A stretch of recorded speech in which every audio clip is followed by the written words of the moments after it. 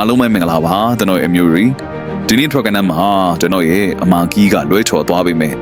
ပတ်တီကတော့ quitting မှန်ခဲ့ပါတယ်ဒါပေမဲ့ကျွန်တော်ဒီနေ့အဓိကပြောချင်တာကတော့ဒါမဟုတ်ပါဘူးကျွန်တော်မှာ14ဘတ်စက်တိုင်းခါမှကိုမဖောက်ဘူးသေးရဲ့မွေးတက်တစ်ခုရှိပါတယ်ဒီဘက်မှာလည်းပဲအဲ့ဒီမွေးတက်က3ချိန်တီကိုထွက်ခဲ့တာအားလုံးအသိပါပဲကျွန်တော်ဒီလောက်ထိမှန်နေလက်သက်ကိုအားလုံးကိုစေတနာနဲ့အလကားပြညှဝေပေးခဲ့တာပါဒါပေမဲ့စိတ်မကောင်းစရာတစ်ခုကတော့အလကားရတာမလို့လားတော့မသိဘူးဘယ်သူမှတန်ဖိုးထားတာကိုမတွေ့ရပါဘူးအာဗစ်ကာတခွန်းတောင်ပြောဖို့ဝင်လိမ့်နေကြတာမြင်ရတော့ကျွန်တော်တကယ်ကိုပဲစိတ်မကောင်းဖြစ်မိတယ်ဗျာကျွန်တော်ဒီကက်ကိုရောင်းမစားပါဘူးအခုလည်းရောင်းမှာမဟုတ်ပါဘူး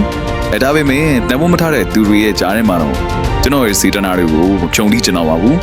ဒါကြောင့်မို့နောက်တစ်ပတ်အတွက်မွေးကက်ကိုကျွန်တော် YouTube မှာလူများရှိမှလုံးဝတင်မပေးတော့ပါဘူးတကယ်တန်ဖိုးထားပြီးထိုးကျင်တဲ့တကယ်တန်ဖိုးထားပြီးလိုချင်တဲ့သူတွေကိုပဲကျွန်တော်ပေးတော့မှာပါတကယ်လိုချင်တဲ့သူတွေရှိရဆိုရင်ကျွန်တော်ရဲ့အခုဗီဒီယိုမှာပြပေးထားတဲ့ဖုန်းနံပါတ် Fiverr မှာလာပြီးတော့ hi ပေးပါFiverr မှာလာပြီးတဲ့သူတွေအားလုံးကိုကျွန်တော်တဦးချင်းစီလက်ဆောင်ပေးသွားပါမယ်လုံးဝအခမဲ့ပါခင်ဗျာတကယ်လူချင်းတဲ့သူတန်ဖိုးထားတဲ့သူတွေနဲ့ပဲလက်တွဲချင်လို့ပါ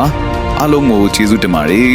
ကျွန်တော်ကိုနားလည်ပေးကြမယ်လို့လည်းပဲညှော်လင့်ပါတယ်နောက်ဘက်မှာလည်းပဲအားလုံးကံကောင်းကြပါစေဗျာ